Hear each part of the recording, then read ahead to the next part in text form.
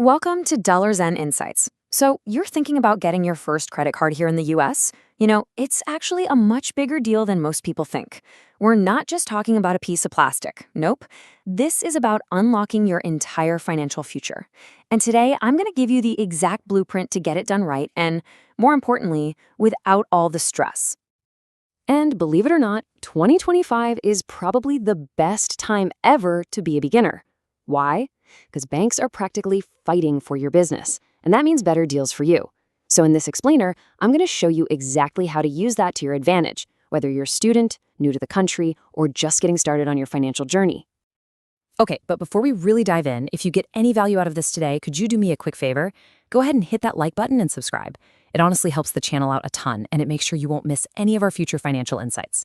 Plus, hit that little notification bell so you're always in the loop. So here's our game plan for today. First, we're going to talk about why credit even matters. Then we'll cover exactly what you need to get approved.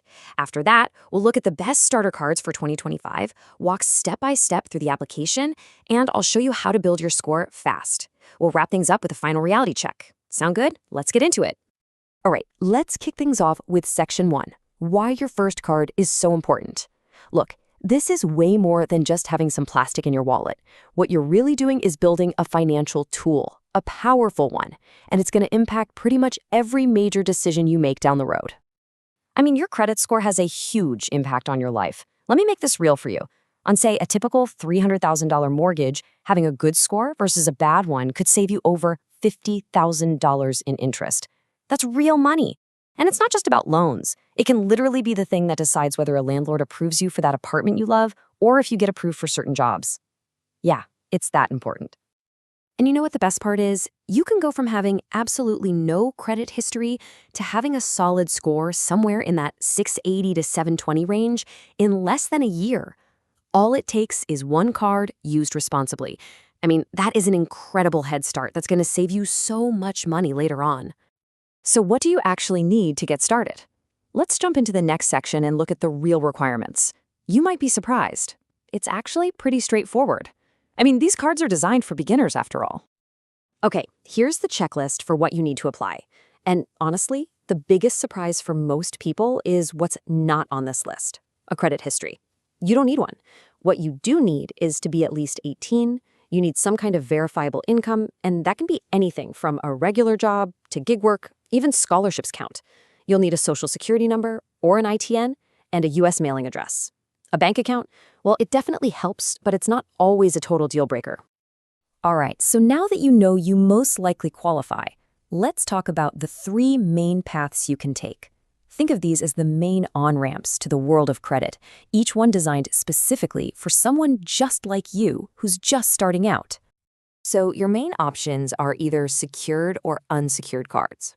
A secured card, think of it like getting a locker at the gym. You put down a small refundable deposit and they give you the key. As long as you don't wreck the locker, you get that deposit back when you're done.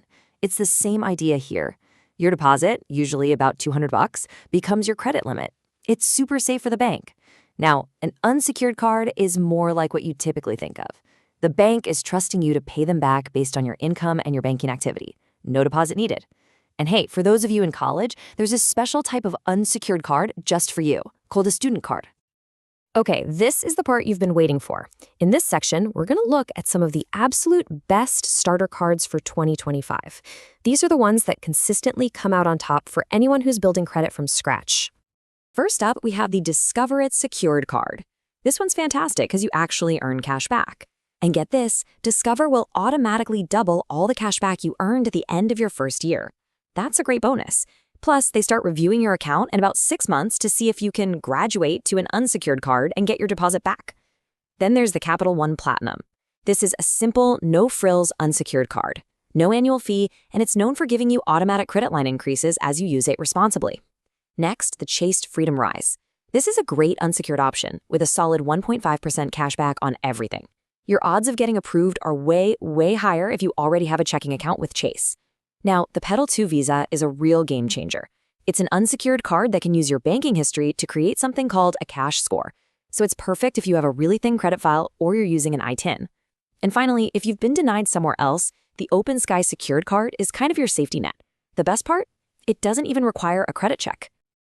Okay, so you've picked a path, maybe you've even got your eye on a specific card.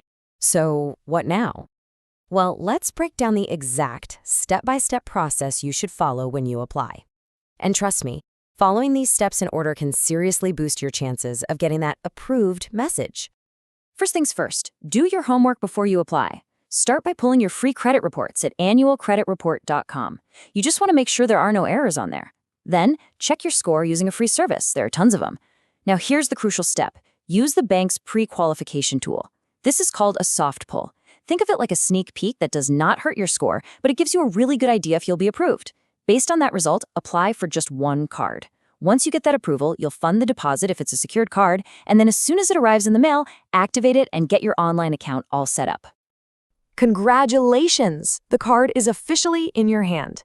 Now listen up, because this first month is absolutely critical. This is where you build the habits that are going to make your score skyrocket. So let's talk about how to do it right. Okay, let's talk about something called credit utilization. It sounds fancy, but it's just the percentage of your available credit that you're actually using. The number one rule is to keep this number low, ideally under 20%, but honestly, under 10% is even better. So if your credit limit is $500, you want your statement balance to be less than $100, or even better, under $50. This just screams to lenders that you're responsible and you're not about to max out your card. You know, a really smart way to do this is to put one small recurring purchase on the card, like your Netflix or Spotify subscription. It keeps your utilization low automatically and makes things super simple to manage. And here is the golden rule, the most important rule of all. Always pay your statement balance in full, not the minimum payment, the full balance. To make this totally foolproof, the second you set up your online account, turn on autopay for the full statement balance. Seriously, this is the single most important habit you can build. Okay, now we need to talk about something that can feel pretty discouraging, but I promise you it is not the end of the world. Getting denied. If your application isn't approved, the first thing to do is don't panic, and please don't immediately apply for another card. There's a much smarter way to handle this.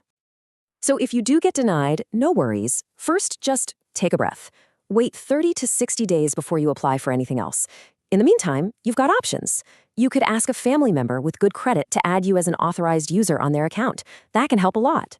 Or you can simply pivot and apply for one of those easier-to-get secured cards, like the opensky one we talked about. You can even look into services like Experian Boost that let you add your regular bills, like rent and utilities, to your credit file to help build up that positive history. Okay, we're at our final section, and I really want to leave you with a crucial piece of perspective here. Think of this as a reality check that should give you a ton of confidence as you get started. Here's a little secret you might not realize. The banks, they want you as a customer. They are absolutely willing to take a small risk on you with a starter card because they're playing the long game. They're hoping you'll stick around for years and eventually upgrade to their fancy premium cards. You're not just some random applicant, you're an investment in their future business. So, really, your only job is to prove you're a responsible borrower for, say, 6 to 12 months. That's it. Just pay your bills on time, keep that balance low, and I promise you, you will unlock a whole new world of financial products. We're talking cards with huge travel rewards, 0% interest offers, much higher limits, the whole shebang. And it all starts with this one first step. Look, you have the blueprint now. You know the options, you understand the strategy. You are absolutely ready to start building your financial future. So go on and take that first step today. And hey, if this guide helped you out, please don't forget to hit like and subscribe. And if you have any questions at all, drop them in the comments below. I'll do my best to help. And just a quick official reminder, this explainer is for educational purposes only, and it's not financial advice. You should always consult with a licensed financial professional before making any big credit decisions. Thanks so much for watching, and I'll see you in the next one.